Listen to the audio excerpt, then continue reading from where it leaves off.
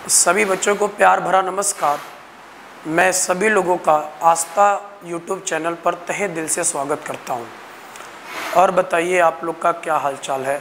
मैं उम्मीद करता हूं कि आप लोग बेहतर कंडीशन में होंगे और कोरोना भी आप लोग के आसपास नहीं होगा और फिर उसके बाद पढ़ाई भी सही चल रही होगी।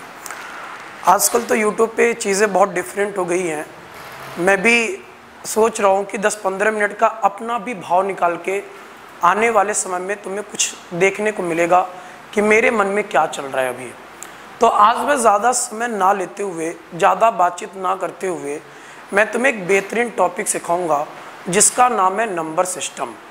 और एयरफोर्स वाई के एग्ज़ाम में, चाहे वो नेवी का हो, चाहे वो एयरफोर्स का एग्ज़ाम हो, चाहे वो अगर अदर कंपटीशन की भी बात करें, जो मान लो एसएससी भी देते हैं, रेलवे का एग्ज़ाम देते हैं, तो जो चीज़ आज मैं कराने वाला हूँ ना, वहाँ से बहुत क्वेश्चन मिलता है, बहुत ज़्यादा क्वेश्चन वहाँ से मिलता है।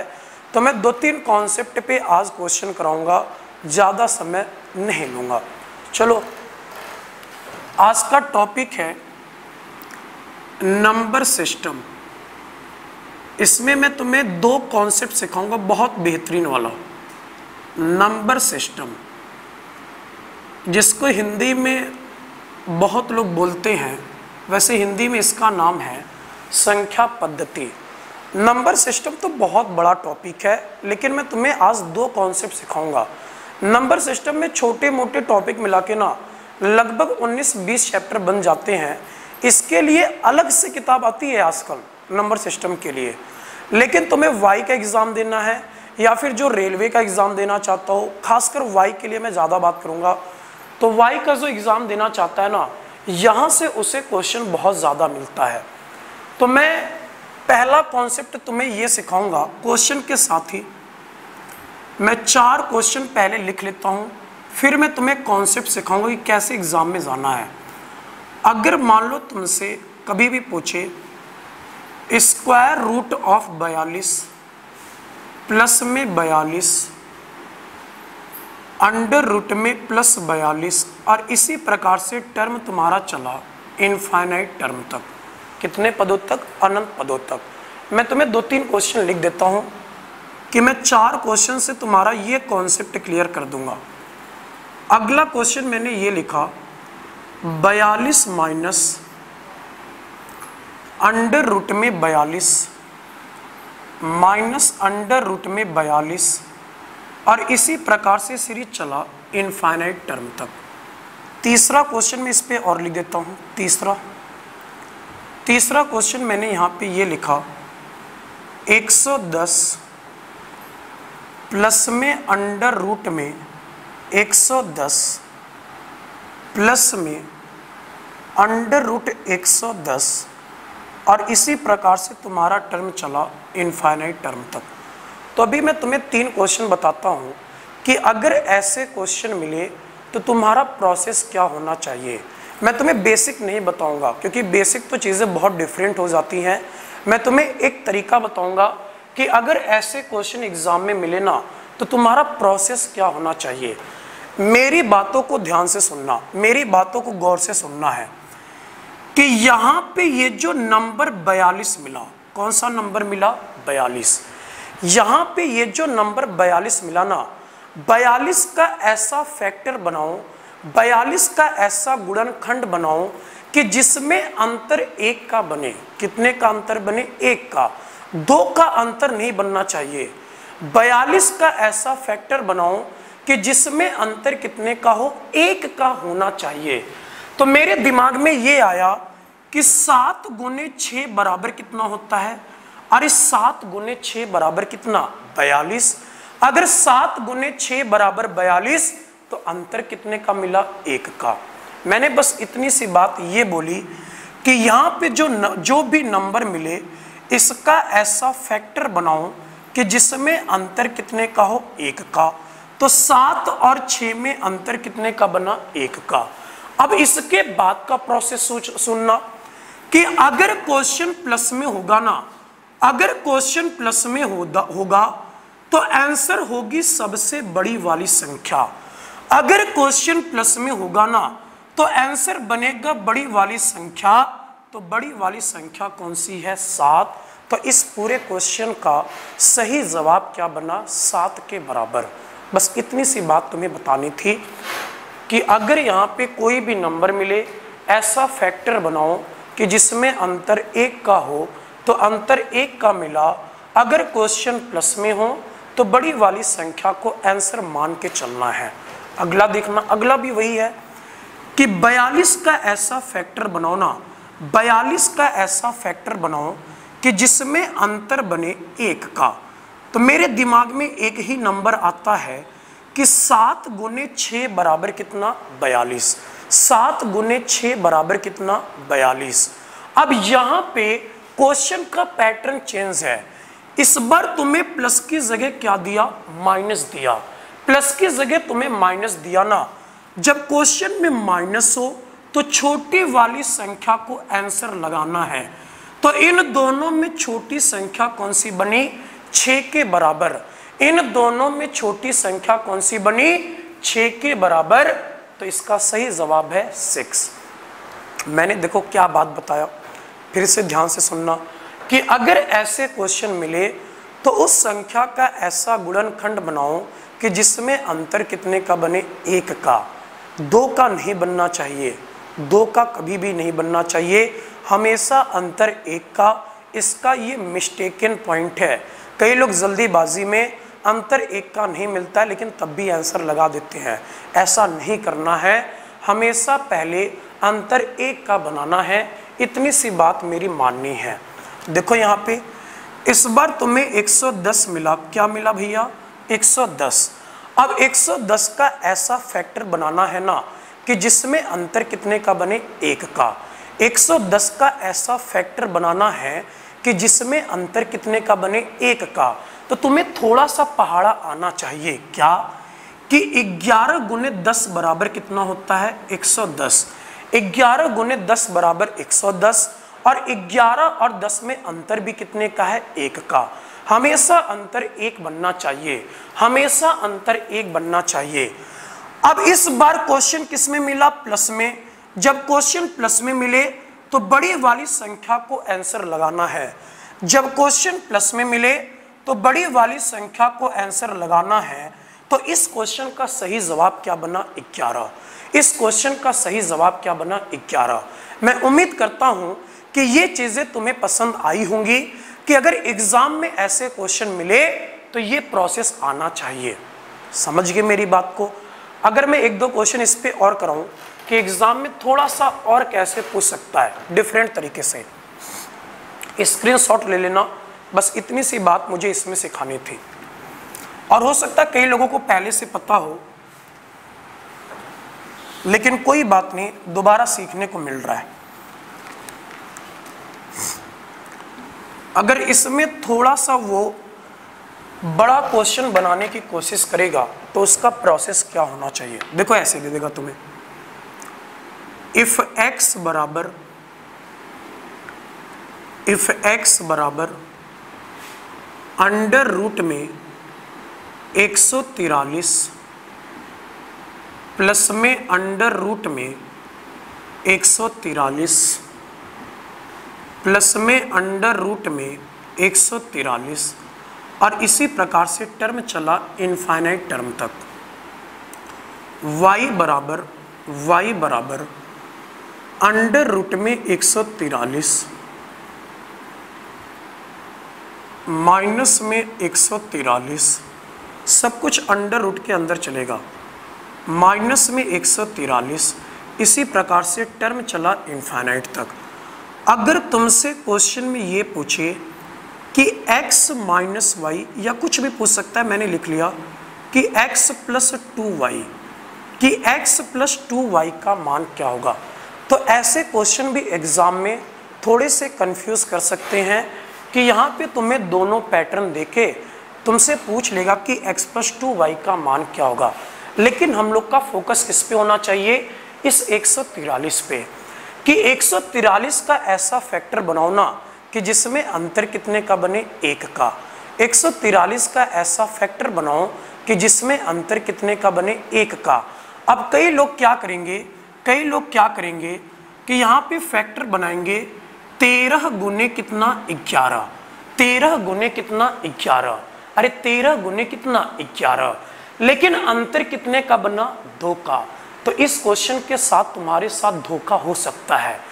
तो लेकिन एग्जाम में यदि तुम्हारे क्वेश्चन आएगा ना तो कंफर्म वो अंतर कितने का बना के देगा 1 का। तो इसीलिए मैंने एक बार गलत लिखा कि एग्जाम में तुम्हारे साथ धोखा ना हो कि ऐसे भी क्वेश्चन मिले तो तुम आगे बढ़ जाओ करके। ये भी क्वेश्चन बन सकता है, लेकिन मैं अभी तुम्हें जो चीज सिखाना चाह रहा हूं वो चीज सीखो पहले। तो यहां पे मैं थोड़ा सा चेंज करके क्या लिख दूं, देखो मैं कैसे सेट करता हूं, मैं तुम्हें फ्रेमिंग भी सिखा देता हूं। मैंने यहाँ पे सेट किया 156, क्योंकि 13 गुने 12 बराबर कितना होता है 156। 13 गुने 12 बराबर कितना होता है 156।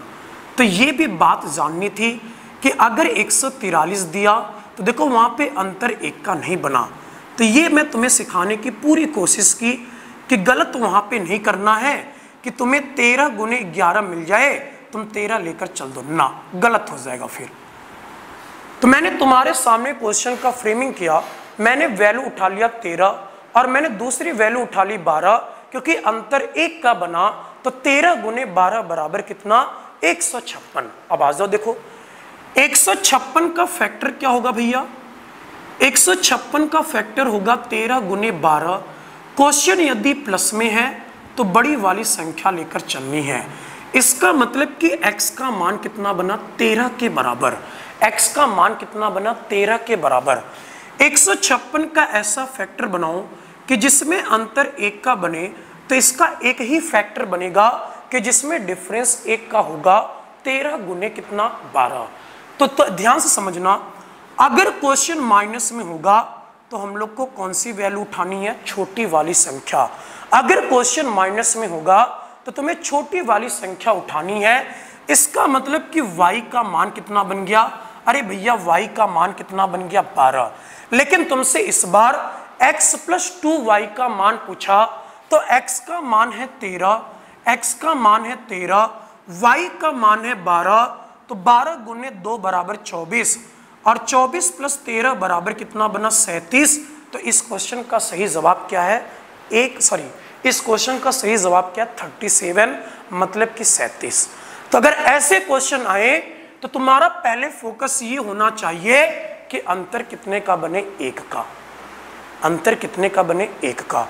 मैं पूरी उम्मीद कर सकता हूं कि ये पैटर्न तुम्हें समझ में आ चुका होगा। अब आगे और एक आध दो पैटर्न देखते हैं कि तुम्हारे एग्जाम में और क्वेश्चन कैसे घुमाता है, और क्वेश्चन कैसे घुमाएगा देखना। मैं पहले उस क्वेश्चन का बेसिक वाला पार्ट लिख देता हूं। क्या है, अगर तुमसे कभी भी a गुने इस बार गुने का साइन है, पिछले वाले में हम लोगों ने प्लस और माइनस के ऊपर किया था, a गुने और ये टर्म कहाँ तक चले, इनफाइनाइट टर्म तक।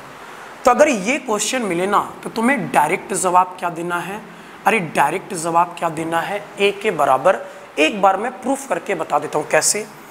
अगर मैं इस इक्वेशन को ऐसे लिखूं कि x बराबर √a गुने √a गुने √a और टर्म चला इनफाइनाइट तक, तो मैं यहाँ से ये भी बोल सकता हूँ कि x बराबर कितना बन जाएगा, अरे x बराबर कितना बन जाएगा a गुने x, क्योंकि मैं इस पूरे टर्म को भी क्या बोल सकता हूँ x के बराबर, मैं इस पूरे टर्म को भी क्या बोल सकता हूँ x के बराबर।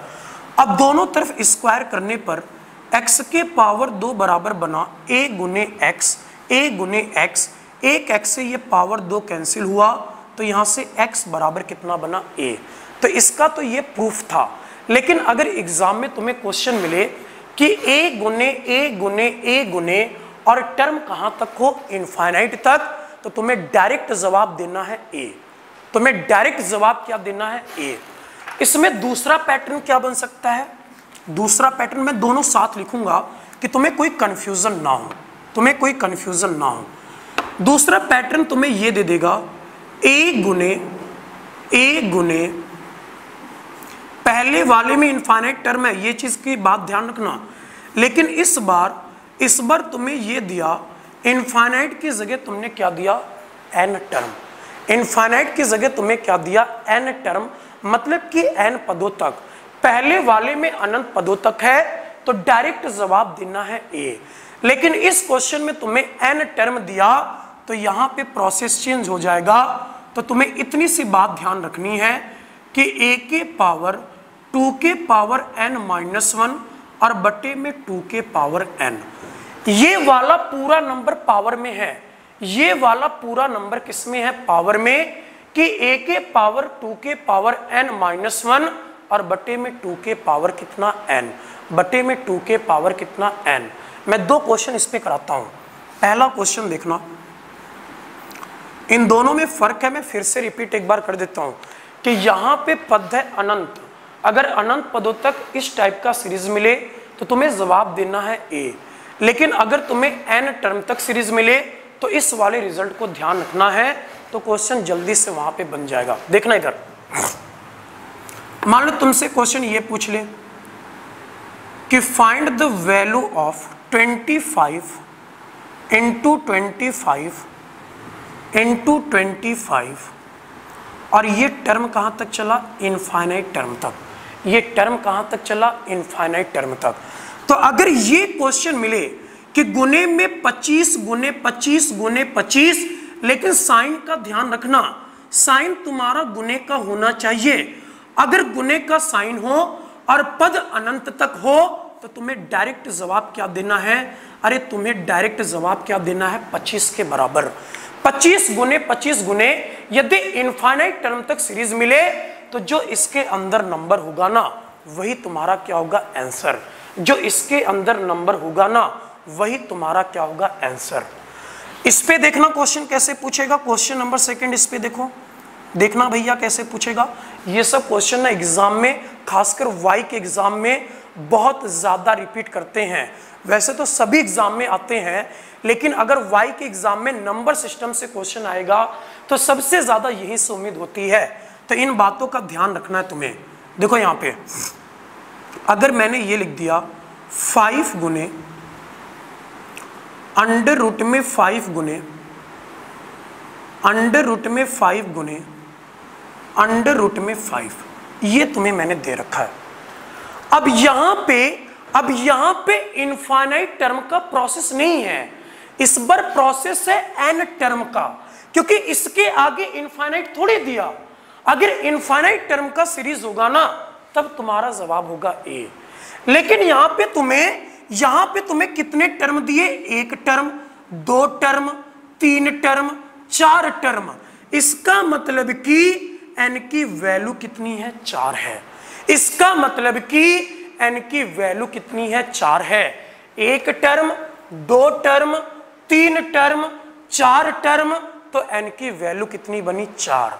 तो सीरीज के बारे में ध्यान भी रखना है कि तुम्हें वो n टर्म दिया कि तुम्हें वो इनफाइनाइट टर्म दिया, इसीलिए मैंने दोनों साथ में लिखा था। अब आगे देखना, आगे देखो, आगे देखना।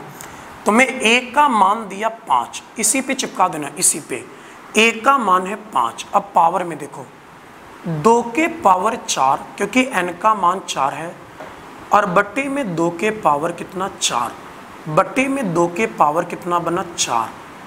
मैंने सही तो लिखा कि a की जगह तुम्हें मिला 5, n की जगह तुम्हें मिला 4, तो 5 के पावर 2 के पावर 4 माइनस 1 और बटे में 2 के पावर कितना मिला, 4। देखो आगे, अब आगे क्या बना, कुछ भी नहीं बना। इतना तो आना चाहिए कि 2 के पावर 4 क्या होता है, 16, तो 16 माइनस 1 बराबर 15, और नीचे बना तुम्हारा 16।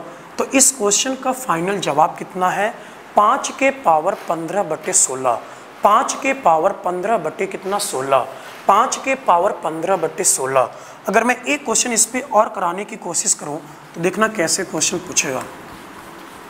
स्क्रीनशॉट लेते रहना सभी चीज़ों का, क्योंकि यही सब एग्जाम में क्वेश्चन आएगा।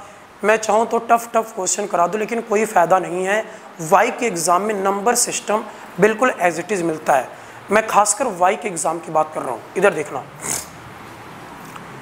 मान लो तुम्हें क्वेश्चन ये दिया, क्या दिया, 15 गुने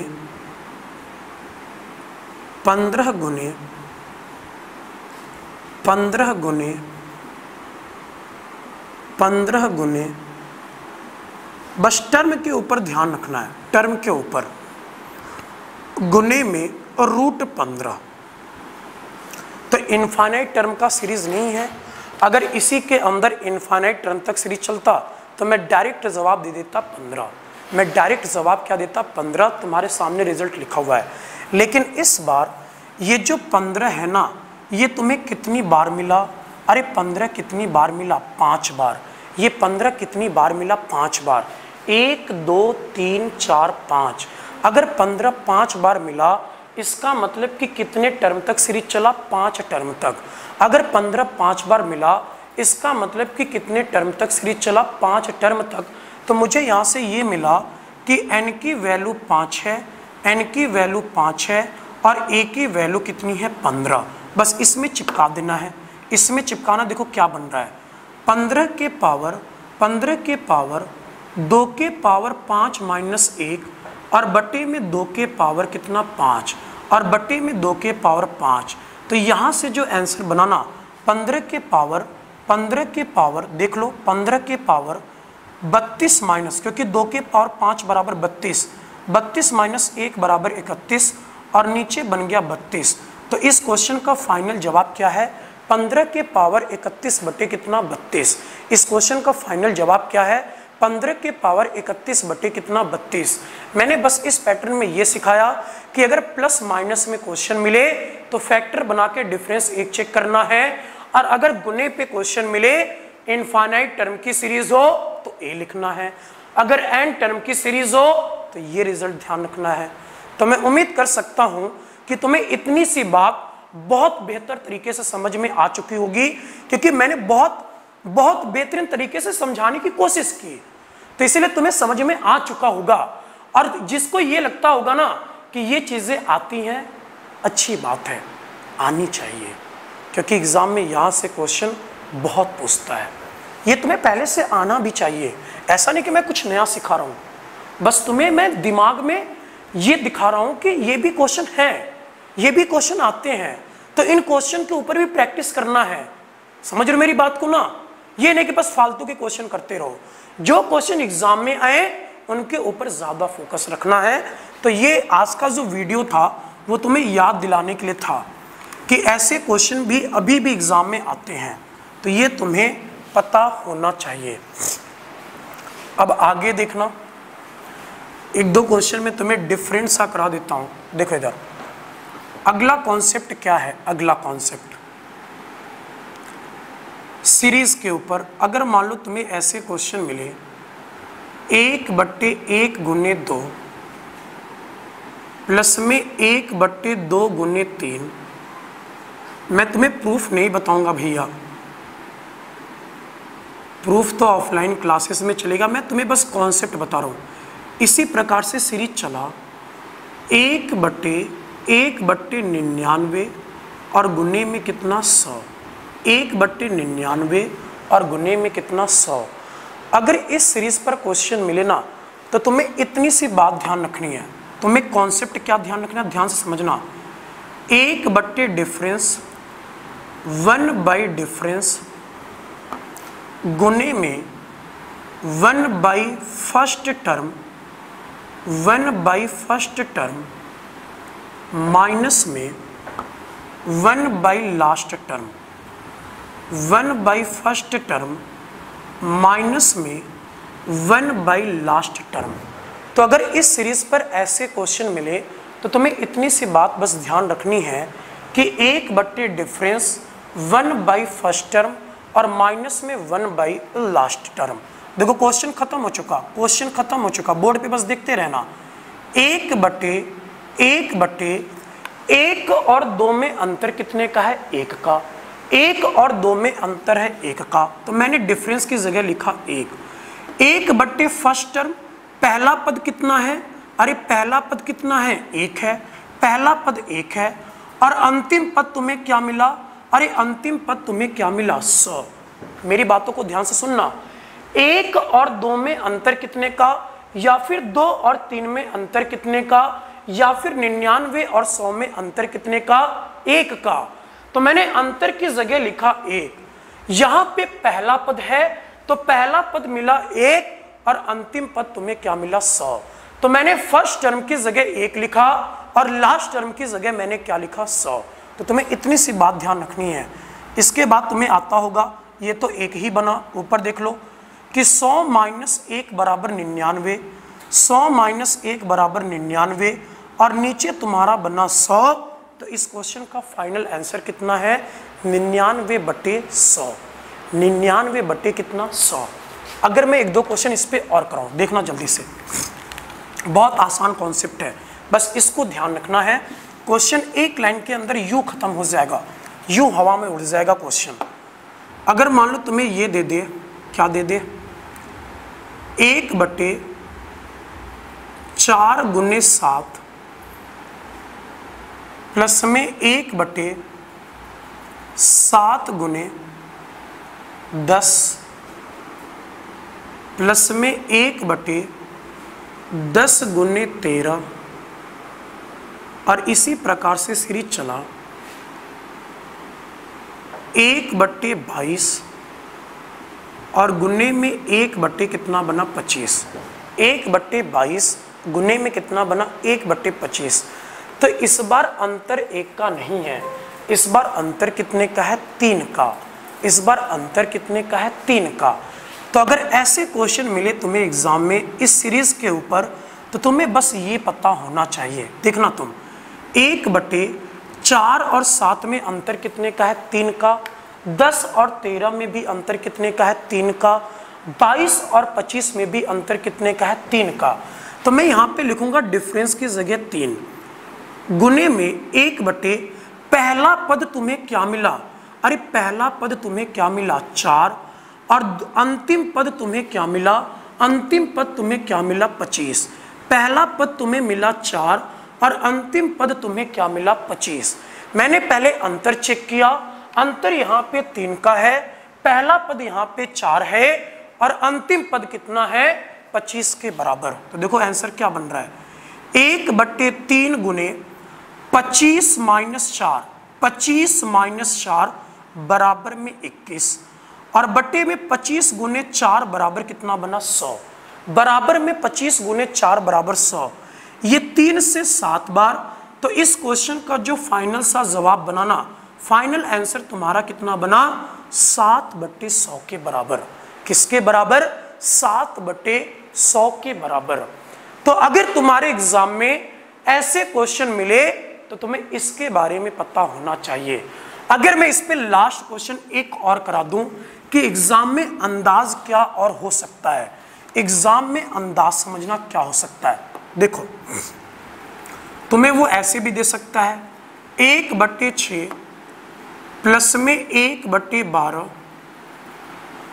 प्लस में 1/20 और इसी प्रकार से सीरीज चला, इसी प्रकार से सीरीज चला 1/132 तक। अब एग्जाम में ये नहीं है कि पूरा जोड़कर लिखोगे ना, प्रोसेस यही होगा। प्रोसेस कौन सा होगा? यही होगा। बस कैसे लिखना, ये मेरी बातों को समझना, ये मेरी बातों को समझना। तो मैं नीचे संख्या मिला 6, क्या मैं 6 को 2 गुने 3 लिख सकता हूं? क्या मैं 6 को 2 × 3 लिख सकता हूं? तो मैंने यहाँ पे 6 को लिखा 2 × 3। तुम 12 को भी देखोगे ना, तो जब यहाँ पे 3 पे खत्म हुआ, 12 को तुम लिख सकते हो 3 गुने 4। अब मुझे प्रोसेस भी समझ में आ चुका कि ये 3 पे खत्म हुआ तो 3 से शुरू होगा। अब यहाँ पे 4 पे खत्म हुआ, 4 पे खत्म हुआ तो इधर शुरू किससे होगा? 4 से। तो 4 गुने 5 बराबर 20। 132 के बारे में तुम्हें पता होना चाहिए कि 132 का ऐसा फैक्टर बनाओ कि जिसमें अंतर कितने का बने? 1 का, क्योंकि इधर भी अंतर 1 का, इधर भी अंतर 1 का और इधर भी अंतर कितने का? 1 का। तो 132 के बारे में सभी लोग को पता है कि 11 गुने 12 बराबर कितना होता है? 132 और अंतर भी कितने का है? 1 का। क्वेश्चन खत्म। अब आगे देखना, 1/, डिफरेंस। अरे भैया 1/, अंतर, 1/, अंतर। तो अंतर यहां पे कितने का बना? 1 का। गुने में 1/, पहला पद बना 2 और 12 - 2 बराबर 10। 12 माइनस 2 बराबर 10 और 12 गुने 2 बराबर कितना 24। 12 माइनस, मैं वो एलसीएम वाला प्रोसेस नहीं बता रहा हूं, 12 माइनस 2 बराबर 10 और नीचे 12 गुने 2 बराबर 24। 2 से कैंसिल करोगे तो ये 5 बार और ये 2 से कितनी बार 12 बार। तो इस क्वेश्चन का फाइनल जवाब कितना बना 5/12। तो मैंने आज तुम्हें 3 कॉन्सेप्ट सिखाए। एक तो इनफाइनाइट टर्म पर क्या मैंने सिखाया, इनफाइनाइट टर्म में प्लस वाला भी, इनफाइनाइट टर्म में माइनस वाला भी, इनफाइनाइट टर्म में गुने वाला भी, गुने में एन टर्म वाला भी और सीरीज पर भी क्वेश्चन। तो आज तुम्हें बहुत चीजें पता चली होंगी, वाई के एग्जाम में यहीं से क्वेश्चन पूछता है। तो इस वीडियो को ज्यादा से ज्यादा लोगों तक शेयर करें। इस वीडियो में इतना ही। जय हिंद, जय भारत।